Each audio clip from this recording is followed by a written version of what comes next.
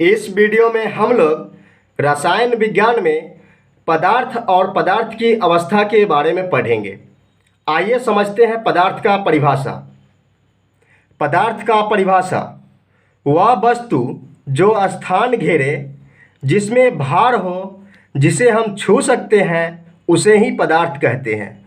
वह वस्तु जो स्थान घेरे, जिसमें भार हो, जिसे हम छू सकते हैं, उसे ही पदार्थ कहते हैं।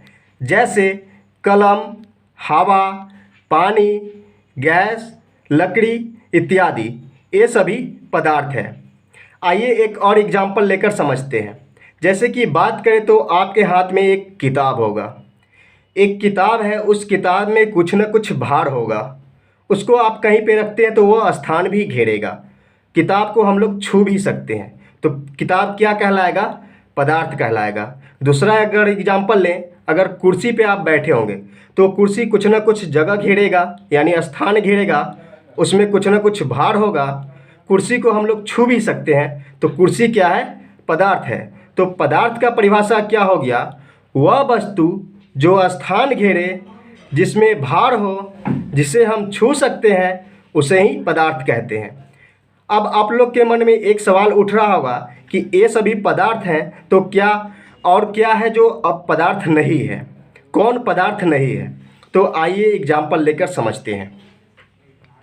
अगर बात करें कि कौन पदार्थ नहीं है, तो एग्जाम्पल है सोच, मन, फीलिंग, लव। ये सभी क्या है? ये सभी पदार्थ नहीं है। अगर बात करें कि कैसे पदार्थ नहीं है, तो देखिए, अगर आप कुछ भी सोचते हैं तो क्या उसमें भार होता है? वो कोई स्थान घेरता है? क्या आप अपने सोच को छू सकते हैं? तो आपका जवाब आएगा कि नहीं।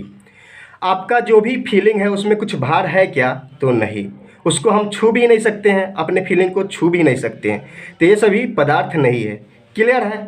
पदार्थ वह होता है जो स्थान घेरे, जिसमें भार हो, जिसे हम छू सकते हैं, वे सभी क्या कहलाते हैं? पदार्थ कहलाते हैं। अब आगे बात करते हैं हम लोग पदार्थ की अवस्था के बारे में। पदार्थ की अवस्था, अगर बात करें पदार्थ की अवस्था का, तो भौतिक अवस्था के आधार पर पदार्थ को मुख्यतः 3 वर्गों में बांटा गया है। भौतिक अवस्था के आधार पर पदार्थ को मुख्यतः 3 वर्ग में बांटा गया है। पहला है ठोस अवस्था, दूसरा द्रव अवस्था और तीसरा है गैसीय अवस्था। पदार्थ की अवस्थाएं कितनी है? तो अगर बात करें तो पदार्थ की मुख्यतः 3 अवस्थाएं हैं भौतिक आधार पे: ठोस अवस्था, द्रव अवस्था और गैसीय अवस्था। लेकिन अगर आपसे पूछा जाए कि पदार्थ की कुल कितनी अवस्थाएं हैं, तो पदार्थ की कुल 5 अवस्थाएं हैं। चलिए आगे बात करते हैं इस पे। नोट बनाकर आप लोग लिखिएगा, ठोस, द्रव और गैस के अलावा पदार्थ की 2 और अवस्थाएं होती है। ठोस, द्रव और गैस के अलावा पदार्थ की 2 और अवस्थाएं होती है।